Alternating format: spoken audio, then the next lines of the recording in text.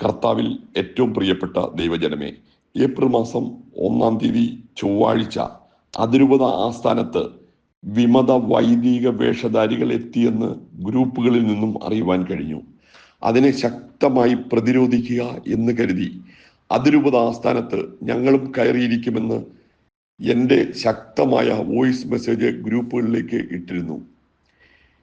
ഈ കഴിഞ്ഞ ഡിസംബർ മാസം പട്ടം കിട്ടിയ 16 നവവൈദികരെ 2 ആഴ്ച മുമ്പ് മാർ ജോസഫ് പാമ്പ്ളാനി പിതാവ് വിളിപ്പിച്ചിട്ടുണ്ടായിരുന്നു. എന്നാൽ ഈ വിമത വൈദിക വേഷധാരികളുടെ ഭീഷണി മൂലം അവർ പിതാവിനെ കാണുന്നതിന് എത്തിയില്ല. ഇവരെ ഈ വൈദിക വേഷധാരികൾ ഇരിക്കുന്ന പല പള്ളികളിലും തിരികെ കയറ്റി അവരെ കൂടി വിമത പാളയത്തിലേക്ക് എത്തിക്കുക എന്ന ലക്ഷ്യത്തിലേക്ക് കൊണ്ടുപോവുകയായിരുന്നു. അതിരൂപത കാര്യാലയത്തിൽ നിന്നും നിയമനം കിട്ടിയിട്ടില്ലാത്ത ഈ നവവൈദികർ 16 പേർക്കും അതിരൂപത കാര്യാലയത്തിൽ നിന്നും ഷോക്കോസ് നോട്ടീസ് കൊടുത്തതിൻ്റെ വെളിച്ചത്തിൽ മറുപടി കൊടുക്കുന്നതിന് വേണ്ടി എത്തിയ ഈ നവവൈദികരെ ഈ സാത്താനികൾ വിമത പാളയത്തിലേക്ക് കൂട്ടിക്കൊണ്ടുപോയി നവവൈദികരുടെ കരിയർ കൂടി നശിപ്പിക്കുക എന്നതായിരുന്നു ഇവരുടെ ഉദ്ദേശം. യാതൊരു അനുവാദവുമില്ലാതെ ഇവർക്ക് എസ്കോട്ട് എന്നുള്ള രീതിയിൽ എത്തിയ ഈ വേഷധാരികൾ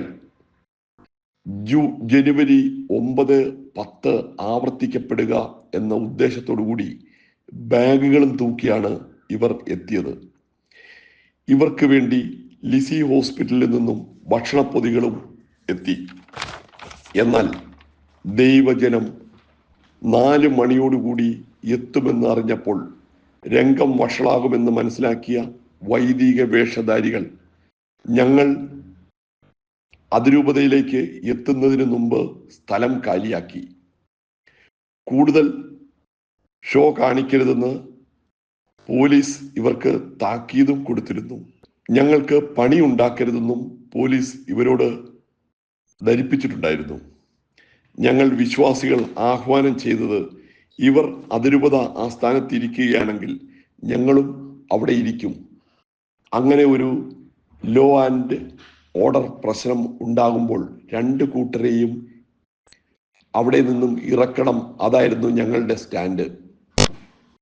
നേരത്തെ ഉണ്ടായിട്ടുള്ള പോലീസ് ഇടപെടലിലുള്ള ഒരു സിറ്റുവേഷൻ അവർക്ക് ഓർമ്മയുള്ളത് കൊണ്ട് ഞങ്ങൾ വരുന്നതിന് മുമ്പ് അതിരൂപത ആസ്ഥാനത്തു നിന്നും ഈ പറയുന്ന വൈദിക വേഷധാരികൾ പിന്തിരിയുകയാണ് ഉണ്ടായത് എന്നതാണ് യാഥാർത്ഥ്യം.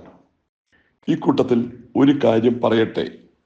ഒരു പേഴ്സണൽ ടോക്ക് എന്ന രീതിയിൽ ആലങ്കാരികമായി എൻ്റെ ഒരു വോയിസ് ക്ലിപ്പ് വിമതന്മാർ എടുത്ത് ആഘോഷിച്ചു. സിറ്റുവേഷന്റെ ഗൗരവവും വിശ്വാസികളുടെ വികാരവും പ്രതിഫലിക്കുന്നതായി അത് മാറിയിട്ടുണ്ട്. Thank you.